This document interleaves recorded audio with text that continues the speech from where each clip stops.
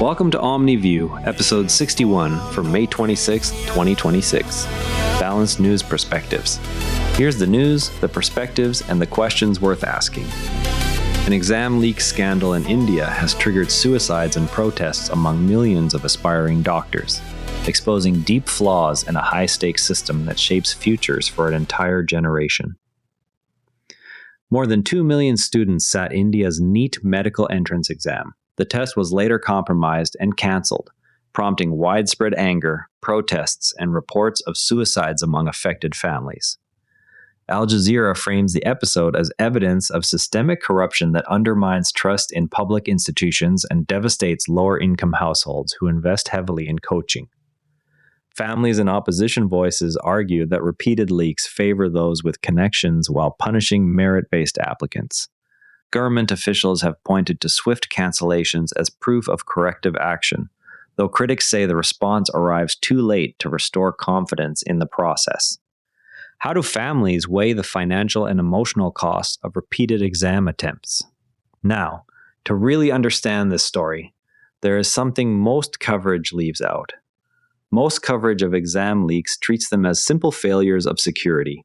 Yet the real mechanism involves layers of paper handling, printing, transport, and local administration that create multiple points of vulnerability.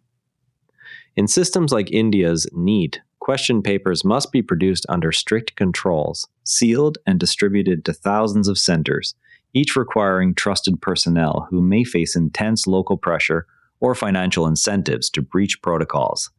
Historical parallels in other large countries show that even modest leaks at a single printing facility or transport leg can compromise an entire cohort when digital backups or alternate versions are not immediately available. Knowing this, when you hear claims that the system worked after a cancellation, you can evaluate whether the response addressed root distribution weaknesses or merely postponed the next sitting. Next time you see a headline about exam integrity, ask where exactly the chain broke, who controlled each segment, and what independent verification exists beyond the organizing body's own assurances. Shifting now to developments in international alliances. Analysts note the Quad security dialogue among the US, India, Japan, and Australia has lost momentum as Washington shifts focus. The grouping now struggles to articulate a clear purpose amid changing US priorities in Asia.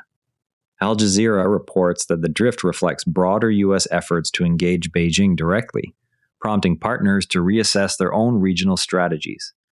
Some regional governments see the reduced emphasis as an opportunity to pursue independent diplomacy, while others worry about diminished collective leverage on issues such as maritime security.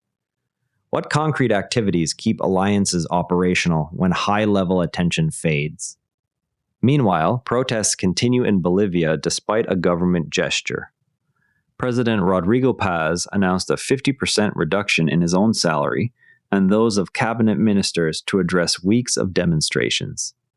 Protesters in La Paz rejected the move and continued blocking roads while clashing with police. France 24 presents the salary cut as an attempt by a center-right leader to demonstrate fiscal restraint. Yet demonstrators view it as insufficient given broader economic grievances. Opposition groups argue that symbolic gestures cannot substitute for policy changes on wages and living costs. When do symbolic salary reductions alter public perception of government priorities? Next, a call for restrictions on social media access. Former Health Secretary Wes Streeting called for treating social media companies like the tobacco industry and pressed Prime Minister Keir Starmer to introduce an age restriction. He argued the step would help restore childhood experiences currently eroded by constant connectivity. The Mail frames the proposal as a necessary public health intervention backed by growing evidence of mental health harms. Supporters of regulation emphasize child protection, while industry voices and some civil liberties groups question whether outright bans would simply drive usage underground without addressing underlying design incentives. What enforcement mechanisms would make an age limit effective across devices and platforms? Turning to the labor market in the United Kingdom. Lord Wolfson of Next told the BBC that the retailer now receives roughly twice as many applications per vacancy as it did 2 years ago. He described a dramatic contraction in roles traditionally taken by younger workers. BBC coverage highlights employer concerns about labor market softening and automation. Labor market analysts note that reduced entry-level hiring can delay career starts for school leavers, while business groups argue that regulatory and cost pressures are limiting expansion.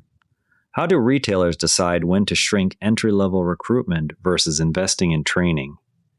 In environmental news from Scotland, large numbers of fish deaths have come to light. Inspection reports released after a watchdog ruling show large-scale fish deaths from poisoning and suffocation at salmon farms. The Animal and Plant Health Agency had initially resisted disclosure on commercial grounds. The Guardian highlights animal welfare and environmental concerns raised by the scale of losses. Industry representatives argue that natural events and operational challenges explain most incidents, while transparency advocates welcome the forced release as a step toward greater accountability. What reporting thresholds trigger public disclosure of farm mortality data? Tomorrow, watch for further market adjustments after Malaysia's new import duty on gold bars. That wraps up today's Omni View. Remember, the best informed people read more than one perspective. If this show helps you do that, share it with someone who values fair coverage. See you tomorrow. This episode used AI voice synthesis of my voice. Editorial selection and analysis are my own.